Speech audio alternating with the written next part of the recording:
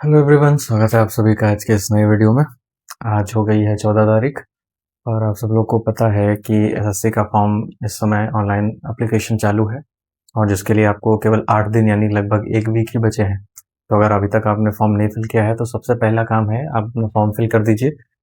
बिल्कुल ध्यान से, मैंने आपको वीडियो भी डाली है, आप फ़ोन से भी आसानी से फॉर्म फिल कर सकते हैं, उससे कैंसिल होने का चांस बहुत ही कम है। जिन जिन चीज़ों का मैंने ध्यान रखने को कहा है बस वो ध्यान रखिएगा।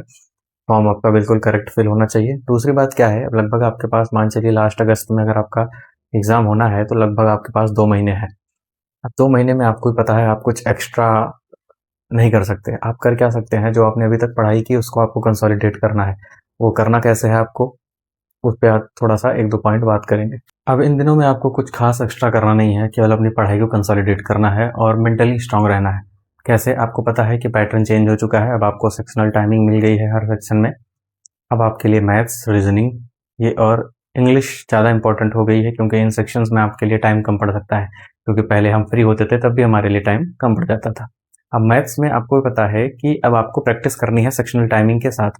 जो भी पढ़ाई अभी तक आपने की, जो भी रिवीजन आपने किया है या रेगुलर आप रिवीजन कर रहे हैं वो करते रहिए। साथ में जब भी आप प्रैक्टिस कर रहे हैं, मैथ्स के क्वेश्चन लगा रहे हैं, तो सेक्शनल टाइमिंग के साथ ही लगाएं। वो आपका प्रैक्टिस आपको स्ट्रांग बनाएगी। दूसरी बात, सेक्शनल टाइमिंग के साथ जब भी मॉक लगाइए या कोई पेपर लगाइए या केवल मैथ का ही अगर आप सेक्शनल टाइमिंग लगा रहे हैं तो लगाने के बाद उसको अच्छे से एनालाइज करिए कि आपने किन किन चीज़ों को ध्यान नहीं दिया या कहाँ आप गलती हुई या कहाँ आप डरे या कहाँ आपका दिमाग स्ट्राइक नहीं किया, जिससे आपके क्वेश्चंस कम अटेम्प्ट हो पाए या जल्दबाजी में आपने गलत किया।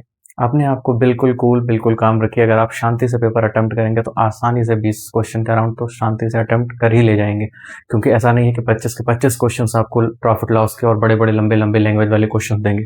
कुछ क्वेश्चन आपको सिंप्लीफिकेशन मिलेगा उसमें, कुछ क्वेश्चन आपको डायरेक्ट प्रॉफिट लॉस के एक एक दो दो लाइन के क्वेश्चन मिलेंगे।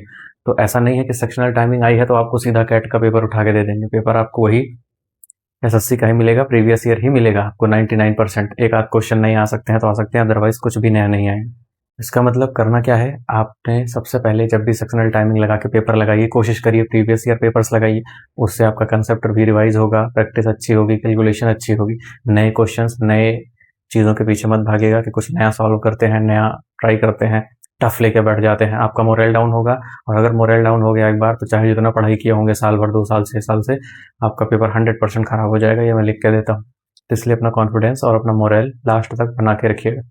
इन दिनों ऐसी ही चीज़ें पढ़िए, ऐसी ही चीज़ें रिवाइज करिए जो चीज़ें आपने ऑलरेडी पहले पढ़ रखी है। इसका मतलब अच्छी खासी, सही बात है, आपने पहले अच्छी खासी पढ़ाई कर चुकी है। 2 महीने में पढ़ाई नहीं होती, इन 2 महीनों में आपका रिवीजन और केवल प्रैक्टिस होनी चाहिए। अब प्रैक्टिस अच्छे से करिए और उसका एनालाइज करिए। क्वेश्चंस नहीं आते हैं, फंसते हैं, आप मुझसे पूछ सकते हैं, मुझे मैसेज कर सकते हैं, मुझे डीएम कर सकते हैं। कुछ भी डाउट है, कुछ भी क्वेश्चन है।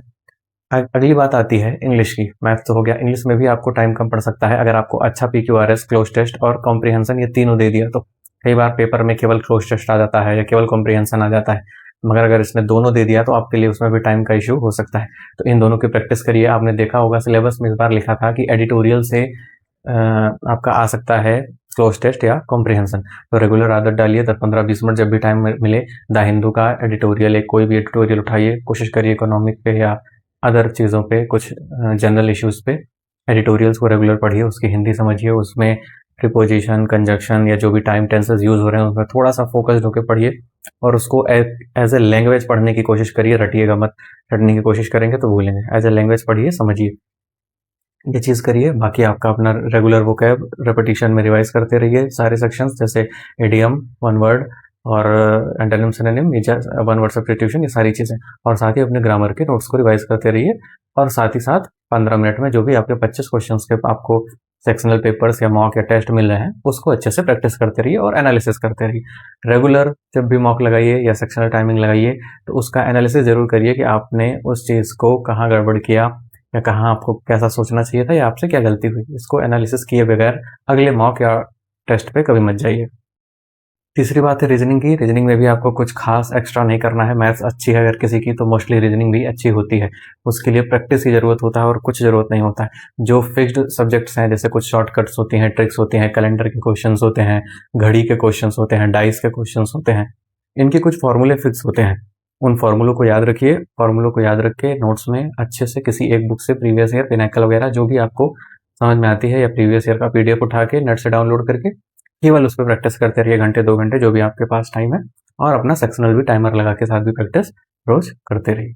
अगली बात आती है जीएस की। जीएस के लिए आपको पता है टाइम अथाह है ना? ज़्यादा टाइम मिलना भी जीएस के लिए खतरनाक होता है, क्योंकि कई बार क्या होता है, आते हुए क्वेश्चंस हम जब कई बार या बहुत ज़्यादा देर तक लिंगर ऑन कर देते हैं उस चीज़ को सोचने में कि यार ये भी हो सकता है, ये भी हो सकता है, नहीं ये भी कहीं पढ़ा है, वो भी कहीं पढ़ा है, इस तरह से कन्फ्यूजन ज़्यादा होती है जब ज़्यादा टाइम होता है तो। इसलिए जीएस में बहुत ज़्यादा परेशान मत होइए, केवल क्या करिए, अगर आपने पहले पढ़ रखा है, आपके पास नोट्स है अपनी बनाई हुई, तो अपनी बनाई हुई नोट्स रिवाइज करिए। दूसरा क्या कहते हैं, शॉर्ट तरीके से जो भी रिवीजन हो सके स्टैटिक का या करंट अफेयर का, लास्ट 6 मंथ या 1 साल का कोई भी एक मैगजीन उठा लीजिए, जो भी मैगजीन आपको अच्छी लगे वो मैगजीन उठाइए और मैगजीन से साल भर का करंट अफेयर पढ़ लीजिए। थोड़ा बहुत नियुक्तियाँ या हाल फिलहाल के पॉलिटिकल मुद्दे हैं उनको ध्यान में रखते हुए वो पढ़िएगा, क्योंकि जान रहे हैं आप पेपर में पॉलिटिकल कितना इन्वॉल्वमेंट है इस समय, तो इसलिए उस पर थोड़ा फोकस्ड होकर पढ़िएगा। 100% उससे क्वेश्चन आएंगे ही आएंगे। और तीसरी आपके जो फिक्स्ड सब्जेक्ट है, history, polity, geography, ancient history, जो भी है, इन सारी चीज़ों को जो भी प्रीवियस ईयर क्वेश्चंस हैं आपके पास, जैसे घटना चक्र या आपके पास प्रीवियस ईयर पेपर्स के पीडीएफ का कंपाइलेशन है, उसके साथ अच्छे से पढ़िए और रिवाइज करते रहिए, केवल शांतिपूर्ण रिवाइज करते रहिए।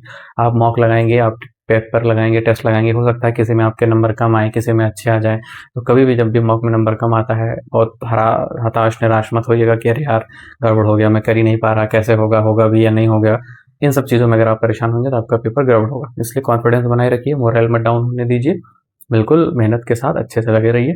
कुछ डाउट है, कुछ क्वेश्चंस हैं, फॉर्म भरने से लेकर, किसी सर्टिफिकेट से लेकर, डीबी से लेकर, हाइट से लेकर, किसी भी तरह का कोई भी आपके अंदर डाउट है या क्वेश्चंस हैं पढ़ाई से या किसी भी चीज़ से, तो कमेंट करिए, या मैं आपको अपनी इंस्टाग्राम हैंडल दे चुका हूँ, आईडी दे चुका हूँ, उस पे आप मुझे डीएम कर सकते हैं। But please to the point रहिए यार, है ना? केवल हाय भेज के छोड़ दोगे, केवल हेलो भेज के छोड़ दोगे, तो फिर वो मुश्किल हो जाती है, टाइम नहीं मिलता, रिप्लाई करने मिलता। जब भी कुछ पूछना हो, हाय हेलो चलता है, बट उसके नीचे अपना डाउट या अपना क्वेरी भी डाल दो, जिससे एटलीस्ट ये पता लगे कि आप जेन्युइन तरीके से कुछ पूछ रहे हैं, फालतू का चीज़ें नहीं। तो ये कुछ नॉर्मल गाइडेंस थी, क्योंकि पेपर आपका नज़दीक आ रहा है, तो अच्छे से पढ़ते रहिए। कुछ भी डाउट, क्वेश्चन, कुछ भी हेल्प है तो I am there for you. आप मुझे कमेंट करिए, मैसेज करिए, मैं आपको रिप्लाई करूँगा, ठीक है? तब तक के लिए जय हिंद, फिर मिलते हैं किसी नई वीडियो के साथ।